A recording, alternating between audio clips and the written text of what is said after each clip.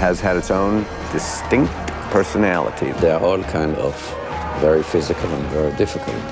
Definitely makes the day feel unique when all you do at work is throw punches and strangle people with chains. Getting a crash course in samurai training is just fucking cool. I mean, it's just fantastic.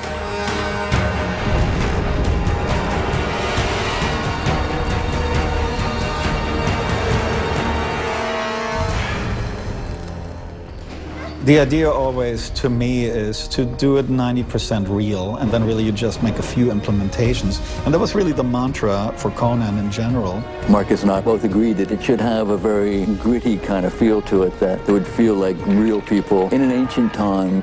You want a battle to really look a real battle, but on the other end, you don't want just the guy to get rid of his enemy in 2 seconds. It's something that a good stunt coordinator, choreographer work together and make it.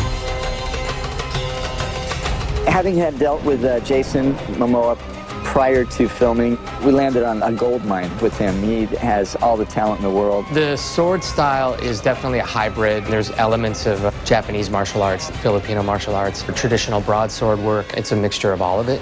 It's just the Conan style. I spent about 6 hours a day training with 8711, and he trained me and broke me and made me into who I am as far as Conan's concerned. I mean, it's just heavy lifting and a lot of reps. You're doing like 1,000 reps and then, in the course of an hour. So you're sweating and vomiting and lifting, and like you wouldn't voluntarily put yourself through that much pain. But the samurai training and like the sword training was just great. Jason put a lot of work into it, and it really shows. He wanted the gracefulness of the swords play and how he learned and trained and wanted to be sort of agile and quick and cat-like. The truth be told, I mean, Conan speaks through his actions, I spent so much time developing his movement and his style that I just wanted to add a little bit of elegance and movement and style to the broadsword. Jason's a prodigy in sword fighting. He was picking it up so fast that we would create elaborate sequences and change them on the day, and it was no problem for him. I can't tell you how many blades we've broken against each other. And, he can be heavy on that blade, but I'm sure I can be heavy with it, too. I think that our job as stunt coordinators is to get the character in the scene as much as possible. David Leitch is an extremely talented stunt coordinator, and he literally worked on these pre-visualizations that went on and on, where every move was sort of choreographed. When we do video viz, I usually use the stunt doubles to shoot that stuff. To get the idea, we'll shoot it and cut it, and then we'll present it as this is what we think it will be. These will be like visual storyboards or like virtual storyboards. And then we'll start to train the actors in those specific movements that they're gonna have to do.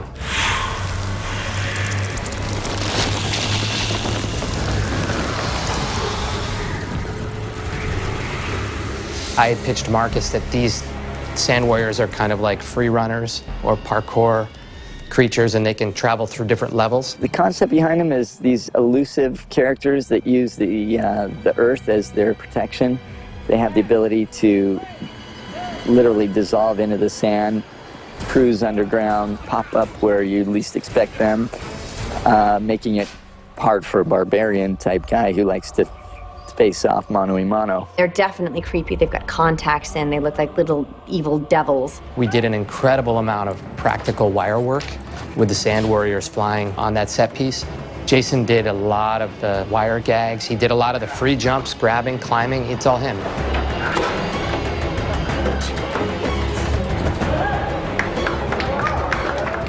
That scene jarred me up the most because I did all my stunts where you see me hucking myself, and there's nowhere to hide pads. You're getting scraped up and beat up, so. You don't have a stuntman who looks like Jason and can do all that sword stuff like Jason can. Non-stop, they would say, have Jason do it. That's a bit of a joke, sorry. Here you go. With the carriage, this scene was written in the last moment, and we thought that it would be nicer if Conan will meet tomorrow while a chase is going on, I kept on hearing that some of the best horsemen came from Bulgaria. I said, let's do a great horse scene. And I really haven't seen a great horse chase ever since Stagecoach. So we then designed a very, very involved scene. It's a bitch working with horses, even if you have the best horsemen in the world. Today I'm driving the carriage, actually, and I rode with Jason on the back of his horse. And now we're about to do a jump. And I'm tired. On a sequence like that, you usually use multiple cameras, but we were really guerrilla style. I mean, we were handheld on the carriage with a guy with some bungee. You know, the Steadicam ended up doing like 3/4 of the work because it was our only sort of stabilized head. So it was pretty old school. And basically, there is almost every trick that you know in a chase is in this scene.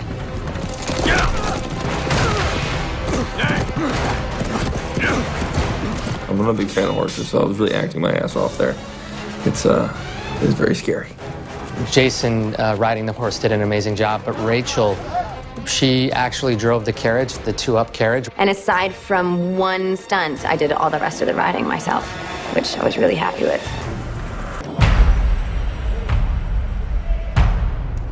In the climactic scene where Tamara is strapped to the wheel, they went to a real cave. Apparently, the Nazis stored their gasoline there during the war, and a Messerschmitt flew through the cave. Full wingspan. That's big. Let's make that our end scene, and let's save ourselves the set. You know, from the stunt perspective, it's not safe. We got, you know, rocks that could come down from this. We would have to put up safety nets. You know, for 15 minutes, we were trying to convince him, can we do this here? Just, no, I want to be in the cave. And it was just, the deal was done. We had to go to the cave. By crum, it's cold in here. I basically, for the next 3 days, I'm strapped to a wheel in an either vertical or reclining position. Unspeakable are your name. We had this very, very complex scenario where Rachel is tied to a wheel and slowly collapsing down that crevice. We had to figure out how to safety and maneuver actual bodies on top of that falling altar and make it feel real and that gravity was really working. So it was quite an elaborate process. My thanks go out to the stunt team and to the actors that figured out this choreography of a wheel with a woman strapped on it that keeps on turning and falling. Really stripping in the background was the easy part in many ways.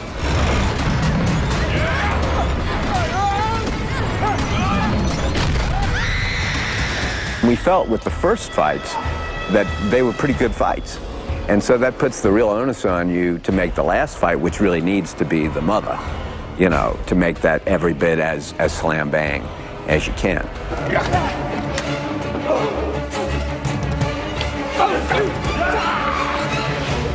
It's always fun when you get to do a fight sequence and it's a tough fight sequence. It's not, you know, some hair pulling thing. That's my biggest fight scene. That was really sort of the nitty-gritty, throwing punches, whipping her around, throwing her against a wall. I mean, that stuff's cool. It's been great fun to spar with Rachel and to try to kill her. Chick fights are awesome. I live, I love, I slay, and I am content. The end result is beautiful. Stuff they've created, you know, production design, what they've done with everything here is truly impressive. To me, to take all of that and replace it with digital effects is not, I think, the experience you want when you see a Conan movie. There's something that happens when you're in a real place. It looks different. There are things that are unexpected about it. It's a great world and a great person to play. I think we did it right, so let's make some more.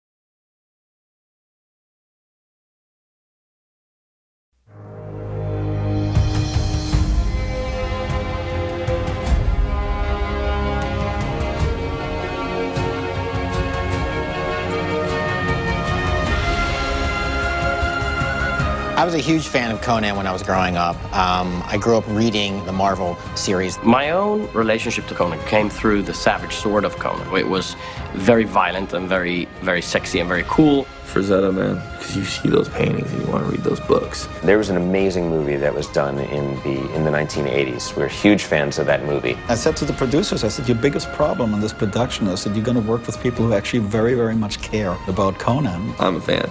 Every key department was fans. So it's basically fans making a movie.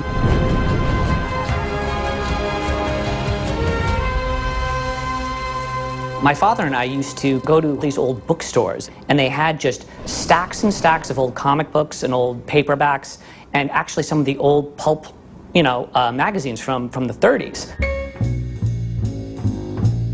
I remember looking through the stacks of these old pulp magazines. The first thing that struck me were these covers.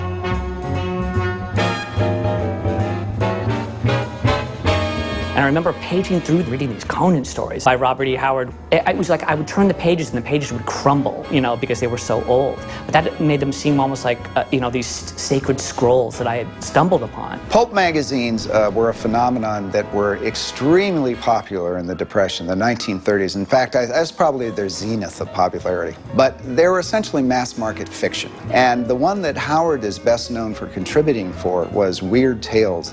There were essentially 17 Conan stories that were created by Robert E. Howard within a very short 4-year period. The first one in 1932, the last one in 1936. The Conan character, most famously, Howard said, sprang into his mind full-blown one day, just out of nowhere, and started telling him adventures.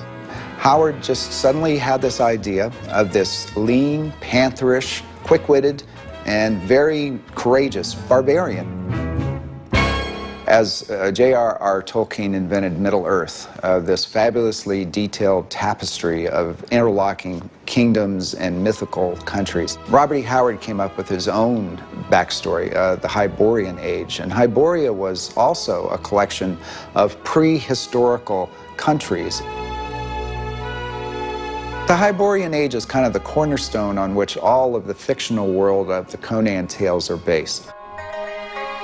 The initial concept was to go back to Howard. So you want to tell about the man, where he came from, what's his world, where does he live, what kind of a person he is. Robert E. Howard wrote all of these great stories, but none of them felt like, in and of themselves, they could be this movie. And so we decided that, okay, so Conan is many different things in these stories. He is a thief, he's a mercenary, he's a pirate, he's a king. I mean, all of these different things are different facets, different stages in the life cycle of Conan. We wanted to give a little hint, just a little taste of each one of these. So in the movie, you get to see Conan the thief a little bit. You get to see Conan the mercenary a lot. You get to see Conan the pirate as well. And we figured that would be a great introduction to the character, the cloth in which you can create a franchise.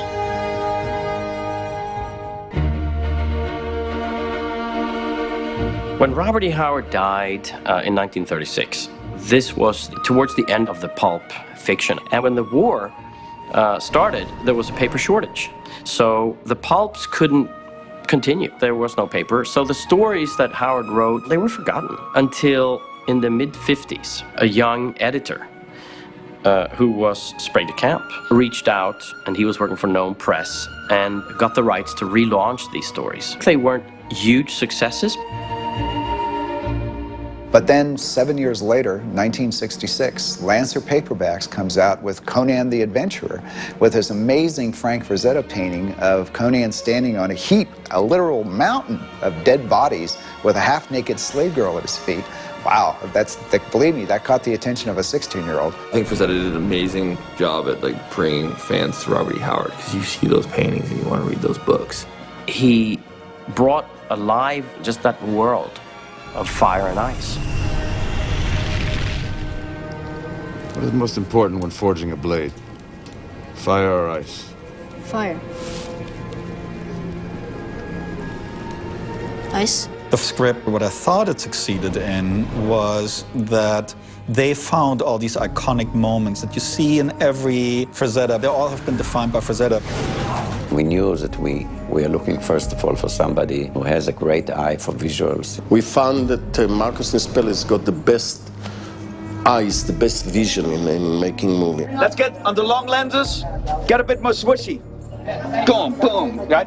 And that's what Marcus is very good. He see the character, he see the beauty of the movie. His previous two horror movies, which was Friday the 13th and of course the remake of Texas Chainsaw Massacre, were stylistically brilliant movies. And cut.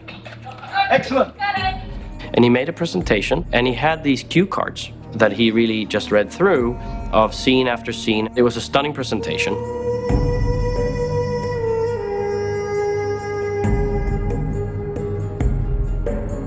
For Conan, you want to give people a real experience, put you back to when you still got dirt under your fingernails because we're playing in the mud, building little forts and tree houses and so on. In the script, Conan was sparring with a wizard, with a magician.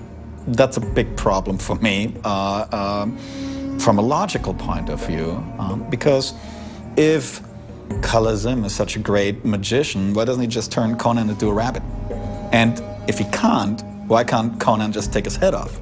The director, Marcus, early on decided this was going to be what some people call low fantasy, in the sense that there's going to be magic, but it's not going to be like Harry Potter, because he wanted things to feel a little bit more concrete. We wanted to make sure that the magic in the world of Conan matched what Robert E. Howard envisioned for it. And in almost all of those, magic was a very primal, a very elemental force. It was blood magic. Magic had a price to it. It had a cost. And I think now that everybody can do breathtaking special effects on their computer back home, I think it goes back to a more visceral, real experience.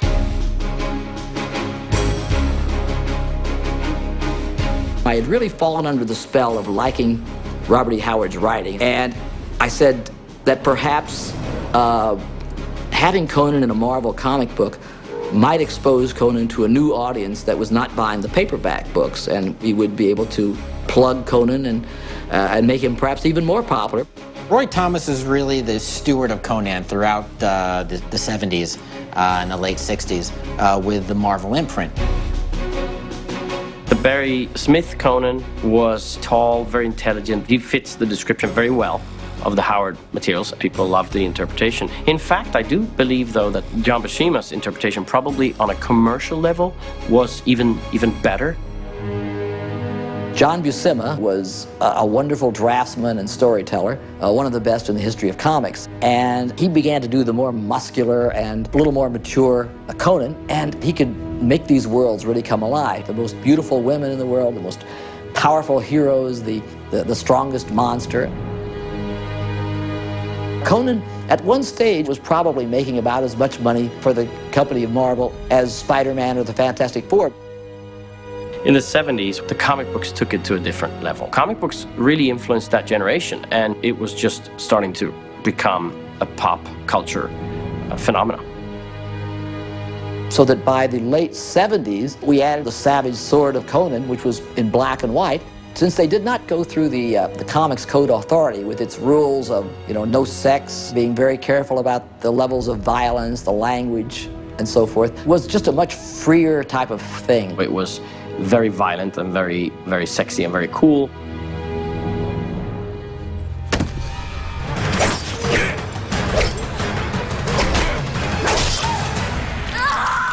There could have been an instinct to go PG-13 in order to get more of a 4-quadrant movie.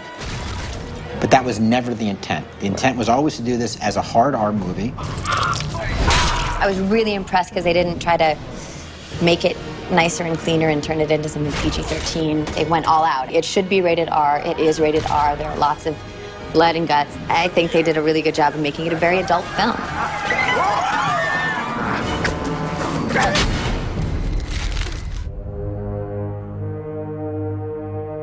Before Ed Pressman got the option to make a Conan movie, he was watching Pumping Iron. A documentary, actually, which starred Arnold Schwarzenegger. When the lights came up, Ed Pressman said, "That guy has a lot of charisma, that Arnold Schwarzenegger. He almost stood out as the star of the film, even though he wasn't." And he said, "I'd like to find a property we could use him for." What can we do?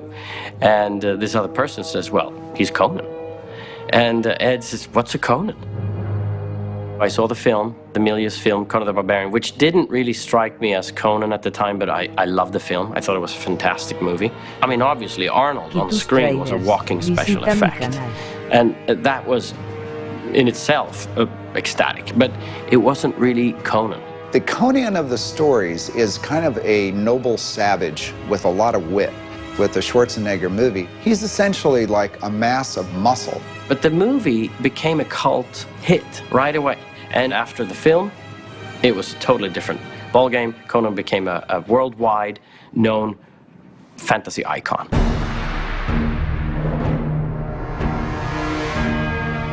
When they asked me to cast it, we went to great lengths. I actually called John Milius and I said, John, if you would have to do it again, you know, who would you hire?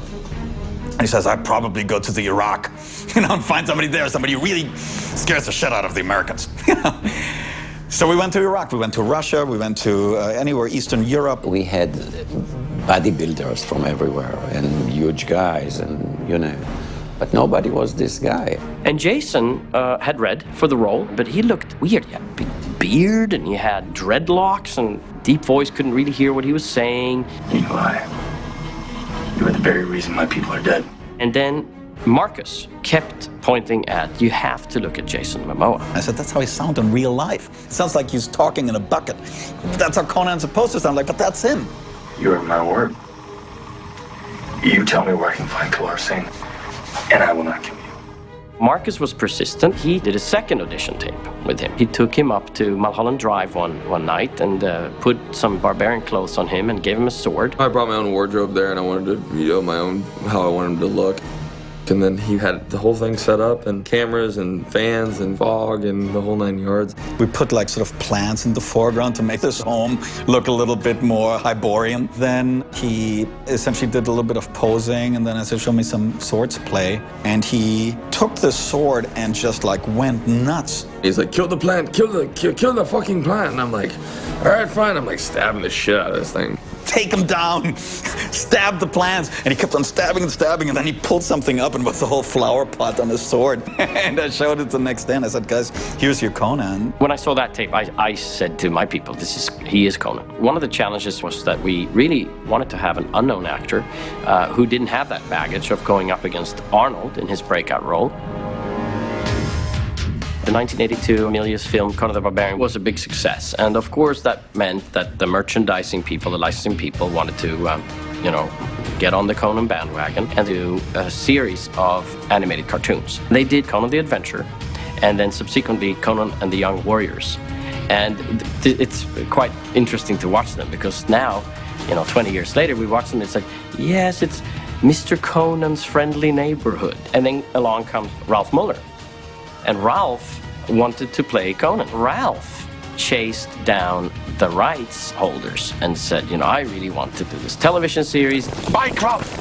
Now is the time! Ralph's actually pretty good in it. He's doing a lot of good stuff. They tried to do a good thing, but I think they just failed from a storytelling perspective. And Ralph, I don't know, there's something about his Conan that just doesn't, I think it's his hair that doesn't work for me.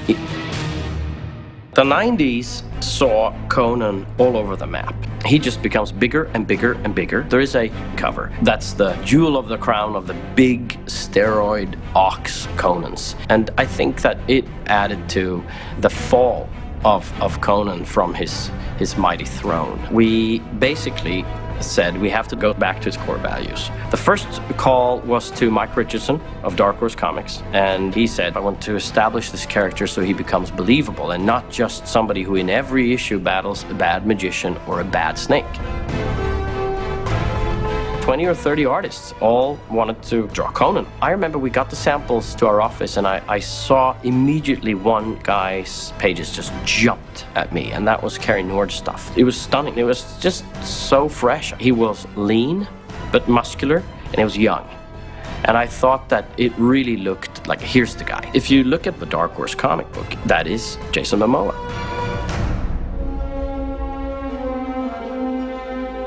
We went to a company called Funcom, a Norwegian MMO developer, video games, and they worked on this game for 5 years.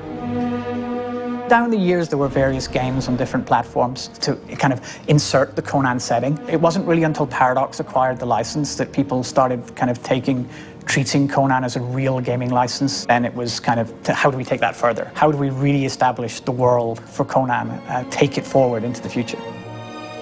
The art director, Diedrich Tollefson, he went back and built up a huge, what we called an art Bible, literally collecting all the material so that when the artists started to work on the game, they could start to see how these worlds would come together. The Age of Conan game had been so effective in producing what I would say, a Bible. What in essence we could do is basically take whole chunks of Cimmerian villages and just say, here's a whole Cimmerian village designed, and put that to work and refine it so it works for the movie.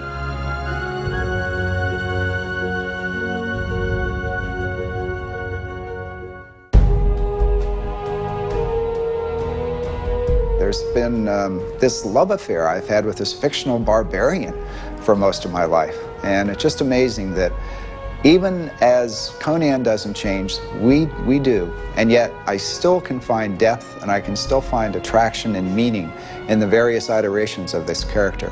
He just seems to be a very durable pop culture icon. The legacy of Conan is one that has spanned, decades now. It's the single character who could be a part of all these different art forms and still remain this one idea.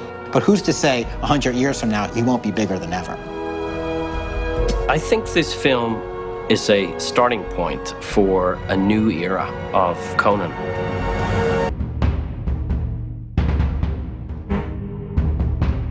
The image of Conan today is this half-naked guy wearing a furry loincloth.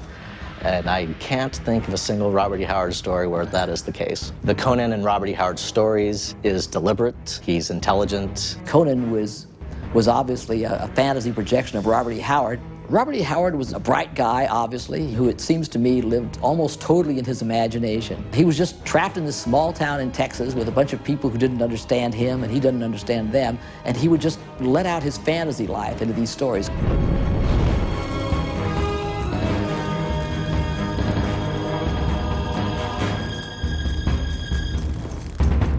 Robert E. Howard was born in a fading little cow town called Peaster, Texas, just west of Fort Worth in 1906.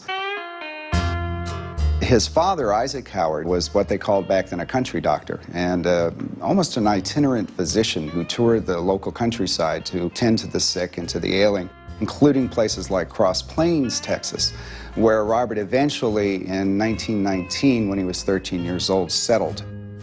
He grew up with these two very literate parents. Books were in the house. And he was always reading everything from the saga of Billy the Kid, which you would expect, but books on Poe, Plutarch, and Plato, which you wouldn't expect. So Howard was unusual in that sense. There's a woman from Burkett, a nearby town. She wrote a little piece called Robert E. Howard as a Boy, and in it she sees Robert coming across the field with his dog Patches, and Robert says to her, "I'm going to be your writer. Don't you want to read what I write?" Robert E. Howard wanted to be an adventure writer, first and foremost. He would talk to the old-timers and hear stories about the Civil War and the taming of the frontier in Texas. In fact, sometimes he'd see an old person sitting on a porch of a ramshackle hut or something like that. Stop, get out, introduce himself, and then just sit on the porch and listen to this person just spin tall tales about his life or experiences. Robert, I think, particularly at that period of time, would act out sometimes the adventure aspects of the stories that he wrote with his friends, where they would actually have like papier-mâché or wooden cutlasses and they'd bang each other up with fake swords, or be actually cavemen with loincloths. Robert E. Howard loved boxing. That was one of his great passions. And Robert wrote a lot of boxing stories. He might be wielding a gun instead of a sword, but if you took those stories and revamped them a little bit, Howard wrote the same hero over and over.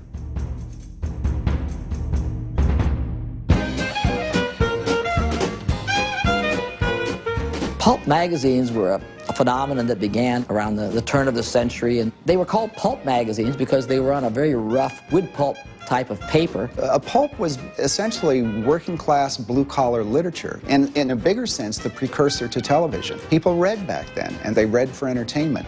There were all sorts of pulps, no matter what you liked. Science fiction, horror, detectives. Around 1925-ish, this new magazine comes out called Weird Tales. Weird Tales, the unique magazine. And it was unique. It was one of the first publications to zero in on horror, fantasy, and the supernatural. The first thing that struck me were these covers, these lurid covers. Women bound to slabs about to be sacrificed, and these muscle men battling these strange winged creatures. It was bizarre. I mean, it was something completely new. Howard wanted to write swashbuckling stories, but he couldn't sell that kind of thing to a magazine called Weird Tales. He had to find a new way.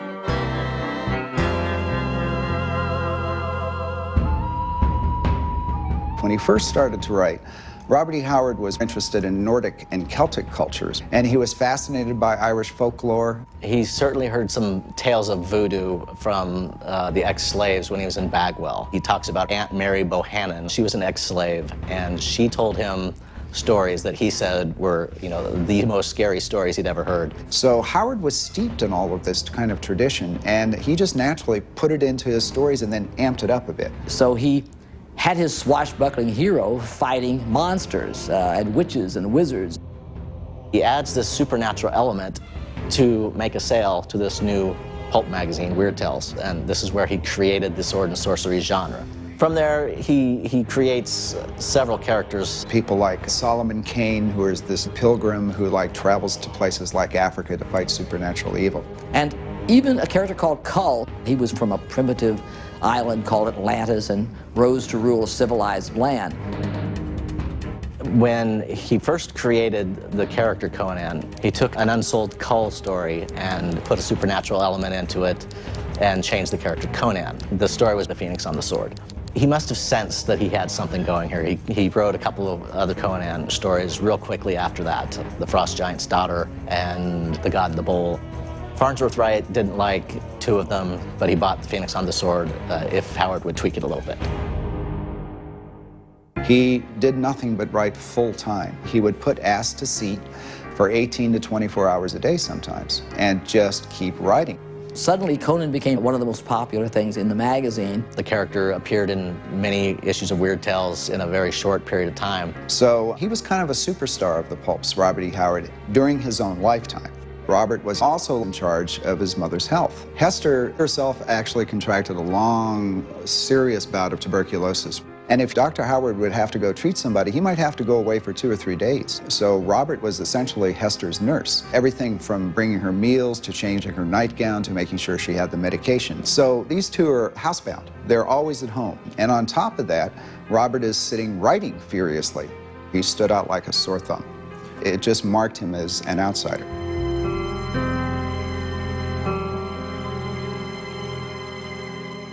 The main theme in the Conan stories was that of an outsider. He was a Sumerian from a fictional place called Samaria, which was up in the hilly north somewhere. Then he came south to make his fame and his fortune among the more civilized kingdoms. And he was always the outsider. He lives in a barbaric world where he can sort of act on his natural impulses at any particular time. I think we're attracted to him because we live in a society now where we have to keep a certain side of ourselves completely hidden. We have to behave in civilized ways. If you see an attractive woman, you can't just, throw her over your shoulder and carry her off. Novelyn Price was a local school teacher who became interested in Robert E. Howard when she heard that there was actually a professional writer living in Cross Plains, because she had serious aspirations to become a professional writer herself. She wanted to do serious fiction. And one time she asked him flat out, she goes, well, what do your readers want? And he said, what they want is action. He says, I don't stop. He says, I don't analyze, I don't philosophize. Act, feel, act. When Howard started dating Novelyn, she's been pestering him to, dress up a little bit. Why are you wearing your pants so high up, and why don't you, look a little nicer? So this is where he gets his nice suit on and his fedora and has his picture snapped, and he presents Novelyn with the picture. If Novelyn Price shows up in any Howard story, I would say it's Valeria in Red Nails. And the character, Valeria, is strong-willed. She's not your typical Conan fodder, if you will. She's got a brain. She's almost his equal. Although he was a successful selling writer, his main markets, and particularly Weird Tales, weren't paying. This was the Depression.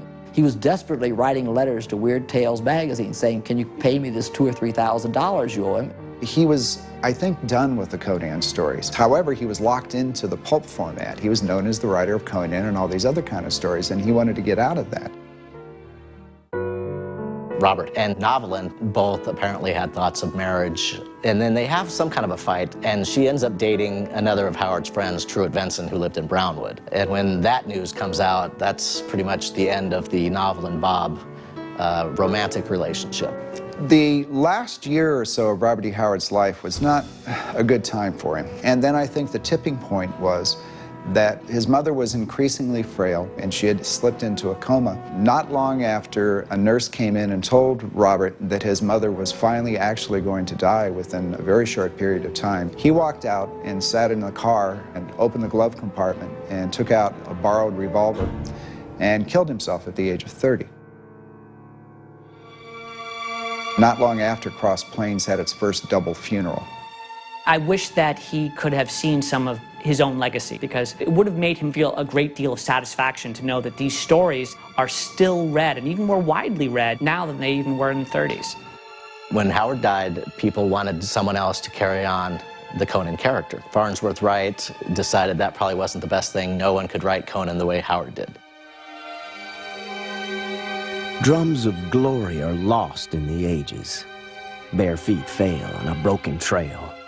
Let my name fade from the printed pages. Dreams and visions are growing pale. Twilight gathers and none can save me. Well and well, for I would not stay. What of the world that I leave forever?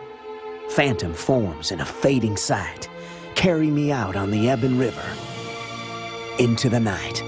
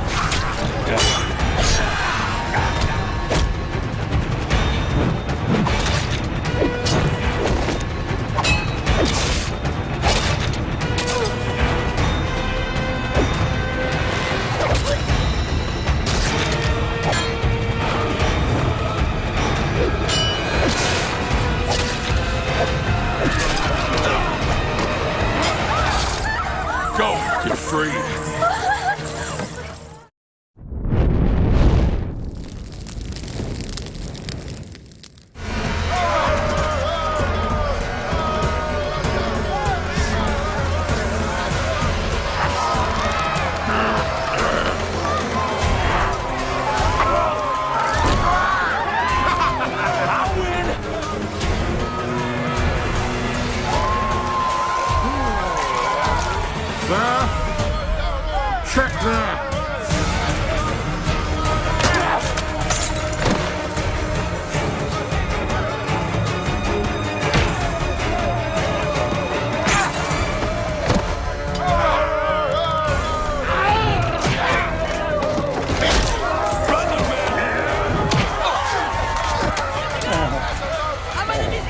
I am your prisoner. Huh?